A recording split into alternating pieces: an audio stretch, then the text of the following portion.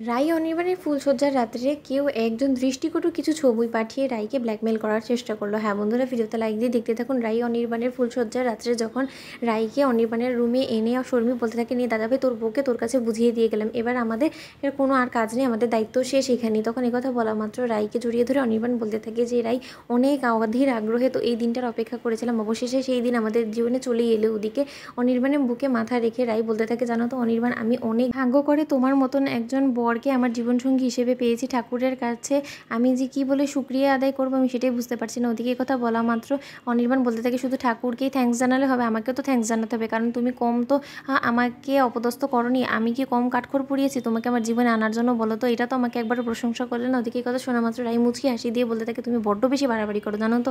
তখন অনির্বাণ বলতে থাকে যে আচ্ছা রাই, কেউ একজন এই রুমে ঢোকার আগে না আমার হাতে এই গিফটটা ধরিয়ে দিয়ে বললো যে তোমার সাথে মিলে যাতে আমি একসাথে এই গিফটটা খুলি, তাহলে বরঞ্চ এই গিফটটা খুলে নিয়ে আগে তারপরে আমরা এই গিফটে কী আছে সেটা দেখি। তখন কথা বলা মাত্র গিফট খোলা মাত্রই অনির্বাণ বলতে থাকে যে রাই এসব কি?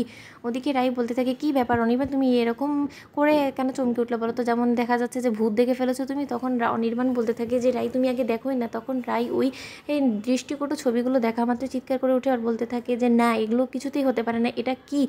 এই দৃষ্টিকটু ছবিগুলো কে পাঠিয়েছে? আমি এই সম্পর্কে কোনো কিছু জানি না। অনির্বাণ তুমি প্লিজ আমার উপর বিশ্বাস করো। ওদিকে অঝরে রাই কাঁদতে থাকে আর অনির্বাণ বলতে থাকে যে রাই কেঁদে কী লাভ হবে, যা হওয়ার তো হয়েই গিয়েছে, কিন্তু আমার তো একটাই প্রশ্ন যে এই নোংরা কাজটা কে করলো? কেউ না কেউ তো অবশ্যই ইচ্ছাকৃতভাবে তোমাকে আমার কাছে অপদস্থ করার জন্য এই কাজটা করেছে, কিন্তু সে কে? ওদিকে অনির্বাণকে রাই বলতে থাকে যে অনির্বাণ, তুমি কি সত্যি আমার উপরে সন্দেহ করো? তোমার কি সত্যিই মনে হয় যে এরকম নোংরা কাজটা আমি করতে পারি? তখন অনির্বাণ রাইয়ের গালে হাত দিয়ে বলতে থাকে যে রাই, আমি তোমাকে যখন একবার স্মৃতিতে সিঁদুর পরিয়েছি, তোমার হাত ধরেছি, তখন যতই বিপদ আপদ আসুক না কেন আমাদেরকে কেউ আলাদা করতে পারবে না, সেটা তো তুমি বিশ্বাস করো বলো? তাহলে আমার ভালোবাসাটা এতটাই পবিত্র তোমার প্রতি যে কোনো দিনও কোনো ঝড় ঝাপটা আসলেও আমাদেরকে একে অপর থেকে আলাদা করতে পারবে না। তাই এই ছবির উপরে আর যাই হোক না কেন বিশ্বাস করে আমি তোমাকে অন্তত ভুল বুঝবো না, সেই প্রশ্নটা তুমি তোমার মনে এনো না। কিন্তু তা সত্ত্বেও রাই, আমার মনে একটাই প্রশ্ন ঘুরপাক খাচ্ছে যে কে বা কারা তোমার এই এরকম নোংরা ছবিগুলোকে এরকম করে পার্সেল করে দিল বলো তো? তখন কথা বলা মাত্র রাইকে কেউ একজন কল করে বলতে থাকে যে কী ব্যাপার, কেমন দিলাম আমি বিয়ের প্রথম রাতে যে উপহারটা দিলাম সেটা নিশ্চয়ই তোমার কাছে অনেক ভালো লেগেছে, কি রাইকেশ্বরী? তখন কথা শোনা মাত্র রাই বলতে থাকে, কী বলছেন আপনি?